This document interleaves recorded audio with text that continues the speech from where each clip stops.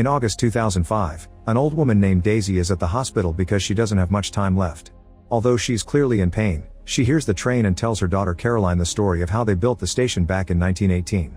After losing his son in the war, a blind clockmaker put all his energy into making a wonderful clock that was hung on the station the day of the inauguration. When the clock was revealed, everyone was shocked to see it was running backwards. The clockmaker explained that he made it that way as a memorial for those who lost their sons during the war, so they could hope to see them come back. Afterward, the clockmaker was never seen again. Then Daisy asks Caroline to get a certain diary from her bag and read it to her. The diary belongs to Benjamin Button and the first entry starts in 1985, explaining that sharing his story is his last will. It all starts in 1918 right after World War I ends. While everyone celebrates outside, Thomas rushes to check on his wife, who dies after giving birth. Then Thomas checks on the baby boy and is horrified by what he sees. Panicking, he grabs the baby and rushes out of the house. The baby won't stop crying as Thomas runs to the river, where he considers drowning the baby. However, a cop sees him and starts chasing him. Thomas runs as fast as possible and hides in a dark street, where he sees a pretty house. He abandons the baby on the steps together with all the money he can find in his pocket. While Thomas leaves, a couple comes out of the house and accidentally steps on the baby, making him cry. Queenie opens the blanket and discovers the baby looks like an old infant. Her boyfriend thinks they should go to the police, but Queenie picks the baby up and takes him to her room, hiding him in her drawer. Then she calls a doctor, who examines the baby and discovers many issues, nearly blind from cataracts, arthritis, and osteoporosis. The doctor doesn't think the baby will survive for long. Queenie decides the baby is a miracle and decides to keep him, so she goes upstairs and introduces him to the tenants of the retirement home she works in. She calls him Benjamin and says he's her sister's child. The elders aren't scared by Benjamin's looks and find him cute. However, Benjamin is strong and doesn't die as the doctor says. As years pass, his body grows although he still looks like an old man. Because he lives in a retirement home, he doesn't find his own looks weird, he just thinks he looks like everyone else. He calls Queenie Mama and depends on her to do lots of things, like bathing. He learns how to read but he can't walk and is confined to a wheelchair. Sometimes he would get curious about the kids in town, but Queenie wouldn't let him leave the house. The only times Benjamin gets to leave is to go to church. One evening, Queenie asks the priest for help. He claims to heal Queenie's infertility, then he theatrically tells Benjamin to walk again. After lots of effort, Benjamin stands up, only to fall. The priest encourages him to try again and Benjamin manages to take a few steps. At that moment, the priest falls dead. Time continues to pass and Benjamin's body becomes a little healthier. One day he meets Pygmy, who drags him out of the house for some fun. Benjamin takes the streetcar for the first time and is amazed by all of Pygmy's stories. They have a drink together near the lake and bond for a while. Afterward, Pygmy leaves him because he has an appointment, and Benjamin misses the last streetcar so he must walk home on his crutches. It's nighttime by the time they makes it home and Queenie scolds him for it, but Benjamin remembers his first taste of freedom as one of the best days of his life. In 1930, Benjamin is looking a little better and can walk on a cane.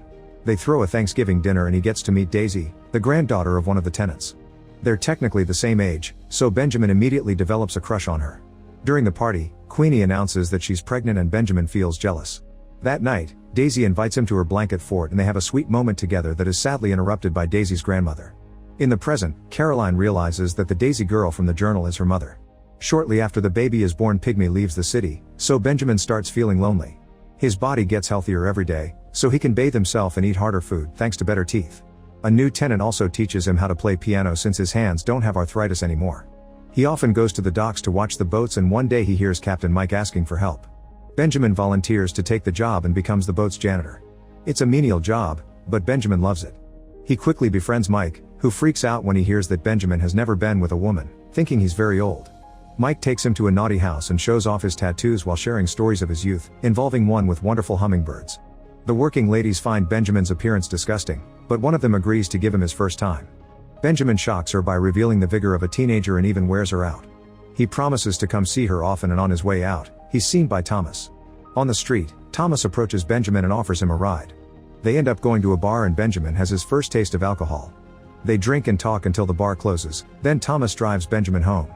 Queenie scolds him again and Benjamin pukes through his first hangover. Sometime later, while a tenant is cutting his hair, she comments on how he appears to have more hair now. Benjamin concludes he's actually becoming younger every day. Whenever Daisy comes to visit her grandmother, Benjamin spends time with her. One morning he takes her to the boat and convinces Mike to take them on a ride. They have a great time and watch a cruise ship pass by, prompting Daisy to wish she could be on a ship like that. In 1936, Benjamin is 17 and decides it's time to leave home. After he shares a heartfelt goodbye with Queenie, Daisy makes him promise he'll always write to her.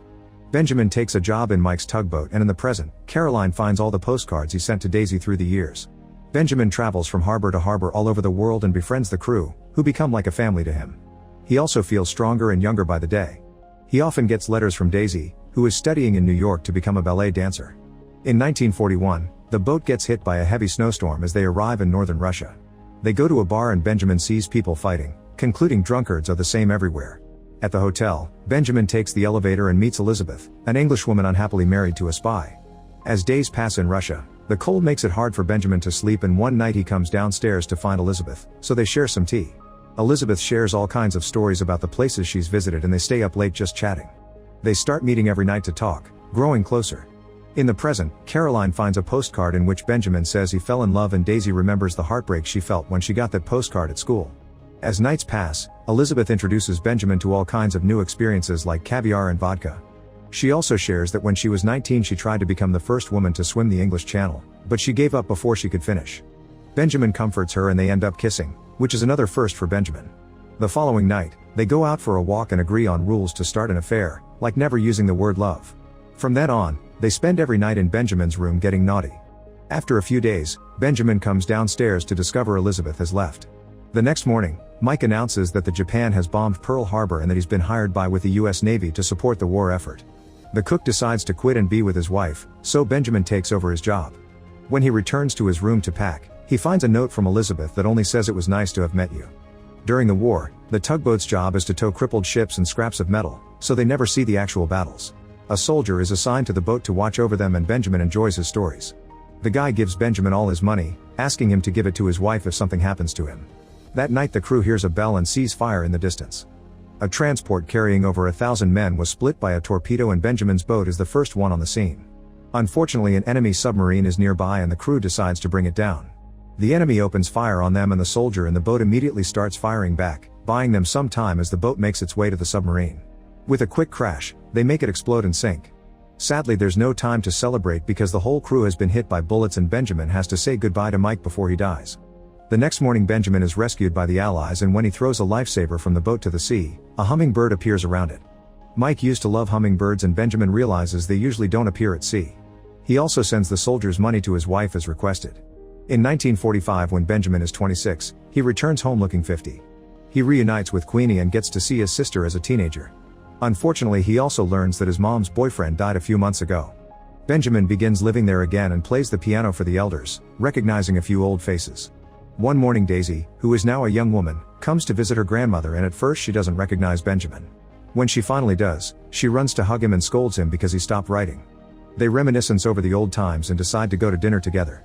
During the whole meal, Daisy keeps on talking and Benjamin realizes their worlds are very different now. He's also surprised she smokes. Then they go to the lake and Daisy shows off her dance moves before kissing Benjamin, inviting him to do the dirty. Benjamin feels confused and turns her down, so Daisy soon returns to New York. As weeks pass, Benjamin keeps getting younger and stronger.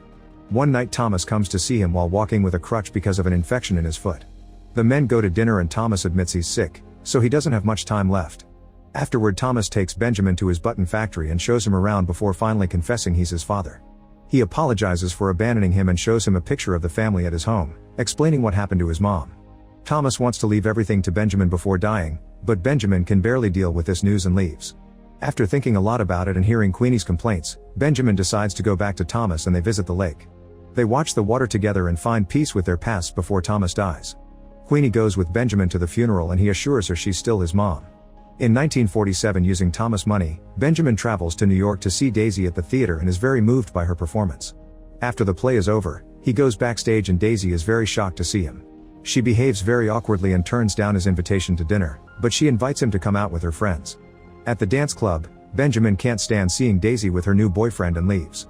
Daisy goes after him and explains she couldn't stop her life just because he came, and Benjamin lets her go. In the present, Daisy explains that Benjamin had visited to tell her about his father and she had been so wrapped up in her own world that she failed him. She also reveals that she was the first American to be invited to dance with the Bolshoi Ballet. Afterward, Daisy joins a ballet company in Paris but still thinks about Benjamin, who still helps around the retirement home. One day he receives an urgent letter telling him Daisy has been hit by a taxi. Benjamin immediately flies to Paris to visit Daisy at the hospital. The car crushed Daisy's right leg, meaning her dancing career is over. Daisy notices Benjamin now looks young and handsome, even perfect. She feels ashamed of being seen like this and asks him to stay out of her life. Benjamin leaves the hospital but stays in Paris for a while to look out for her. In the present, Daisy admits she never knew that. Eventually Benjamin leaves Paris and decides to go sailing on Thomas' boat. He never forgets about Daisy, but he still has fun nights with a bunch of other women. He also gets a bike and goes on long rides on his own. In 1962, Daisy appears at Queenie's to see him.